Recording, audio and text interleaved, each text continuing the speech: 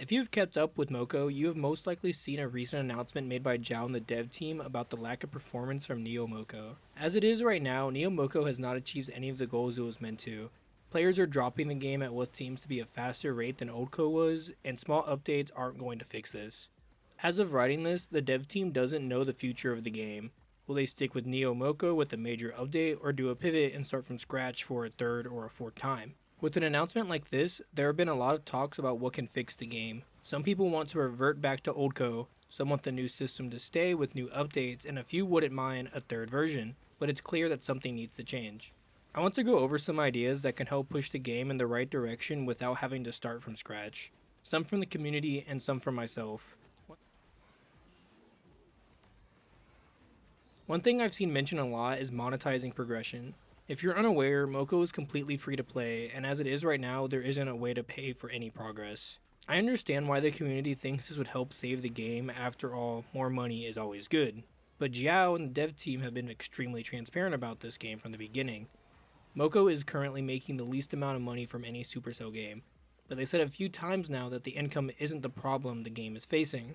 And actually, the amount of money that the game is making is more than expected. It's also not monetization, again, considering our small player base. The monetization is actually working well.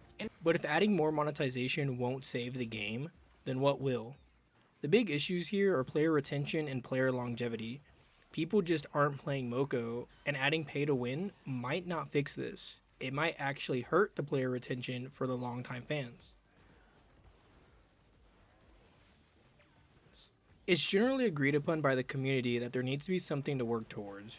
Right now we hunt monsters, unlock weapons through passes or gachas, and get a few badges from rifts. We do have masteries, and the mastery update did add a lot to the game, but all the rewards we get is a cool badge or a title.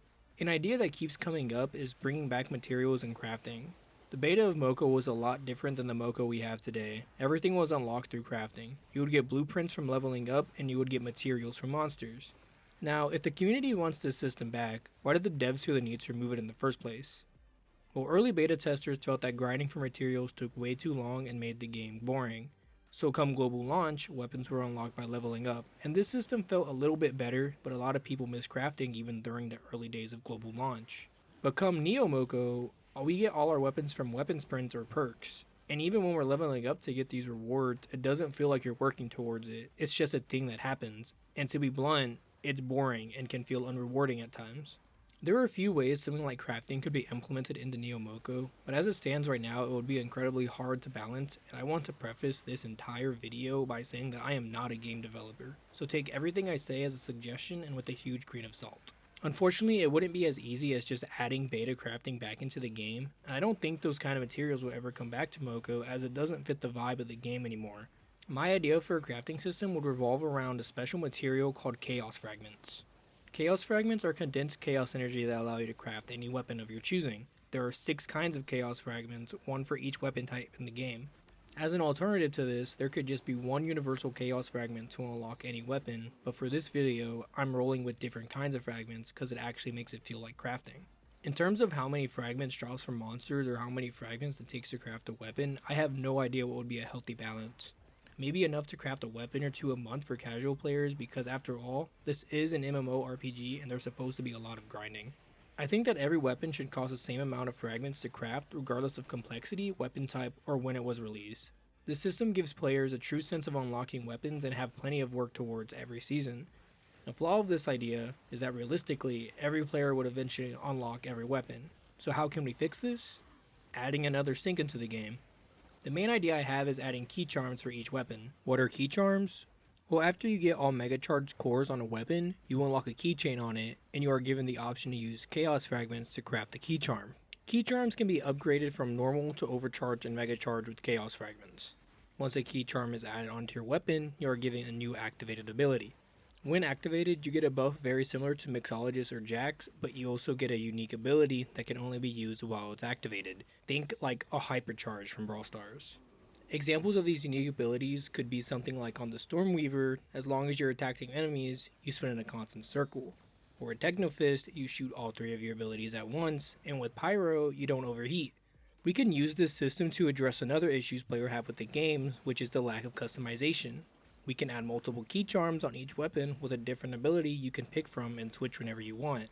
An alternative key charm to the Stormweaver could just be an electric pulse that comes from your player while it's active. Technofist could use its combo attack as its main and have a buffed combo attack, and Pyro could heat up faster but dish out 4 times the damage. These key charms need to take a lot of resources to be upgraded to Mega Charge, like 5 to 10 times the amount of fragments it takes to craft a weapon, but they need to feel like they're worth it. My idea on how to achieve this is to make the base level charm last for 10 seconds, but have the Mega Charge charm last a whole minute. It's kinda overpowered, but that's kinda the point of a huge sink like this. To balance the entire crafting system, we need something to keep the players from stockpiling the resources. Something kinda like Fame from Brawl Stars. Now I know the Brawl Stars community universally dislikes Fame, but the purpose it serves is very important. You don't want players to stockpile resources to unlock everything as it releases, you want them to at least have a little bit to work towards. So what happens if you have all support class weapons and charms crafted but you get support fragments? They get sent to Manny for research, and he rewards you with giving you an exclusive border for your badge that can be seen in game. Okay, so the idea of crafting weapons is great, but it makes a lot of mechanics added in Neo Moko feel out of place. Why would you craft weapons if we have weapons prints or perks? So for a crafting system like this to work, we need to rework these systems as well. I think weapon sprints are a great addition to Neo Moko, but if we want to add in a crafting system, they need to change a lot. Like the current system, I think we need to have 3+ weapons per season, but instead of 4 separate passes per season, we should just have one 100 level pass that unlocks you one weapon that can't be obtained outside of the pass until after the season. And honestly, I don't know why this isn't in the game yet, but I suggest tail end rewards with a perk at every level. Now you might be thinking, well, if we get a weapon every such and such perks, won't it be overpowered and just make the crafting system pointless? We will touch on this later, but with how I want to rework perks, no it won't. You may have noticed I said we would rework weapon sprints, but this pass completely removes them. So what gives? Weapon sprints are going to be moved to the Mastery tab with all progression removed with the pass and will be completely cosmetic based. This will serve as a Chaos Energy gain portion of the weapon mastery and require a lot more XP than before to progress through it. Each sprint will include all cosmetics previous sprints have had and a Chaos Energy tracker for your weapon to be displayed on your profile. Now here's the controversial part I don't think anyone will like, but as a separate form of monetization, each sprint will have a paid side and a free side. Now hear me out on this, because I think this is a solid idea. The premium cosmetics will be at the beginning of the sprint and be completely optional to buy and moderately easy to get past. Each premium sprint would be a universal price for all weapons, having a gesture, amount, an outfit, and a weapon skin, and if the weapon was part of a season pass, its sprint would get separate, exclusive cosmetics. And most importantly, these sprints could be bought at any time. So if you want the weapon skin 3 months later, you can buy it then and there. There's less FOMO, there's more ways to spend money in the game, it's kind of a win-win. Now, that leaves perks. Currently the gacha system and main way of unlocking weapons outside of the weapon sprints. For the most part, perks can stay the same. The main changes that need to happen with them is if crafting comes to the game is that chaos fragments or certain materials need to be added to its random rotation and weapons need to be an extremely rare drop, like 1% or less. This will achieve 2 things. Crafting will feel more meaningful if weapons are such a common drop in perks and players won't want to focus on crafting, and the other thing it will achieve is that hit of dopamine. If you get a weapon from a perk, it'll feel way more gratifying. If you've noticed, these changes can be added to Neo Moko moderately easily and wouldn't require a Moko 3.0, and that's kind of by design. I think 3Co would kill this game even if it was perfect. Right now Neo Moko has a very dedicated fanbase that love it as it is, and we've seen from previous games, Squad Busters, that when you shift focus from your current fanbase to appeal to future players, it ends very poorly. Another thing I tried to do is have it to where all these ideas are kind of their own thing. They could add crafting without key charms, or they could rework weapon sprints without adding a crafting system, and so on. Something else people want added to the game is more game modes. All we have right now is expeditions, rifts, and PvP. And on my script I wrote PvP in quotes because no one plays PvP willingly. So adding other game modes would be a high priority for the devs. The ones that I'm going to focus on today are ones I would consider to have infinite replayability. I'm going to focus on 2 game mode ideas I've seen from the community and a few I've come up with on my own. The first game mode that I'm showcasing from the community is from user Rookie on Reddit, and it's called Endless Van Defense. We already have a van defense in the game, but it's not exactly difficult. This game mode is just an endless mode where you have 3 players face an infinite amount of waves that get harder as you go. There will be many objectives throughout the waves that failing give you debuffs, and they will have a leaderboard to see who's gone the farthest. This idea already sounds like a lot of fun.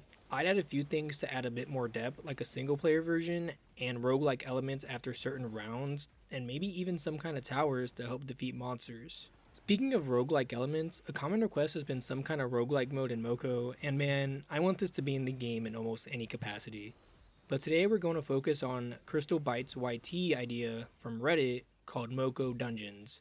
Each season has its own dungeon where each floor is either a timed expedition where you need to complete a certain amount of jobs in a set amount of time, or a rift to defeat. Each floor gets harder and harder and you only have 1 life, but you get crazy buffs after each floor.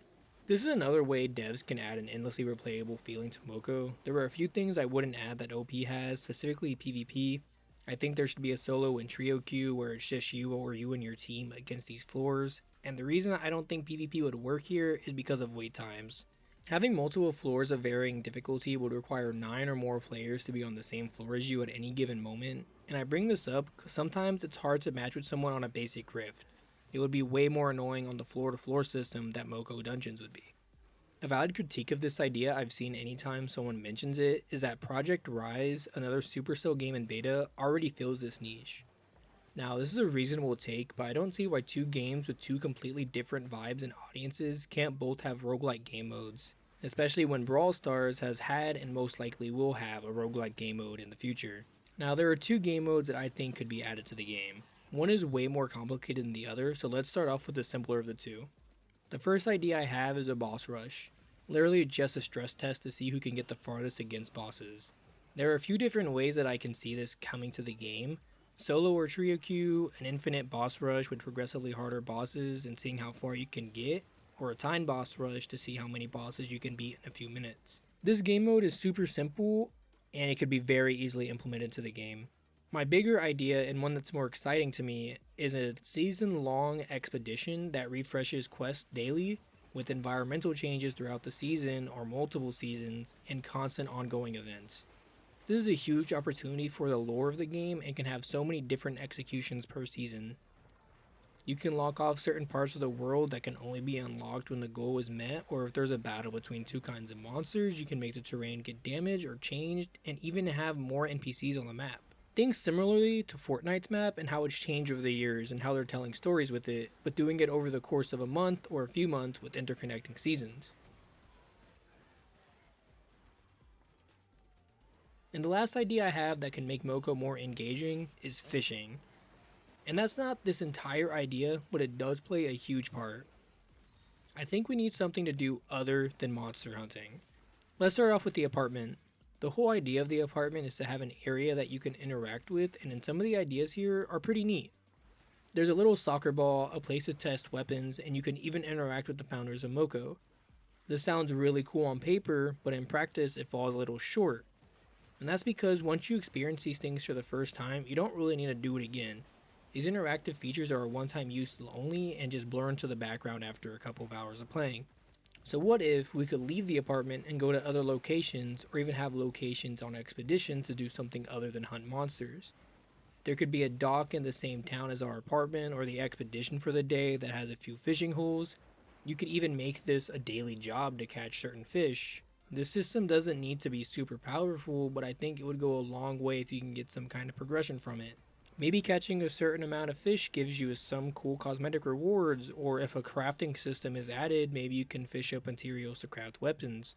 Another location in town could be an arcade where you can play simple mini games against other players that can reward you chaos energy or merch tokens. But adding more things to do to progress other than hunting monsters would give players choice on how they want to progress, even if hunting monsters is something like 10 times more effective. Now, those are just some ideas of what can be implemented to save Moko. I doubt Zhao or the Moko devs will see this, but the main takeaway I want them and you to take away from this video is that so many people see the massive potential of this game and want to see some changes added in it so it can succeed. As always, thanks for watching, and this one's a bit different than my usual video, but I had a lot of fun making it and I hope you enjoyed it too. I'll talk to y'all later.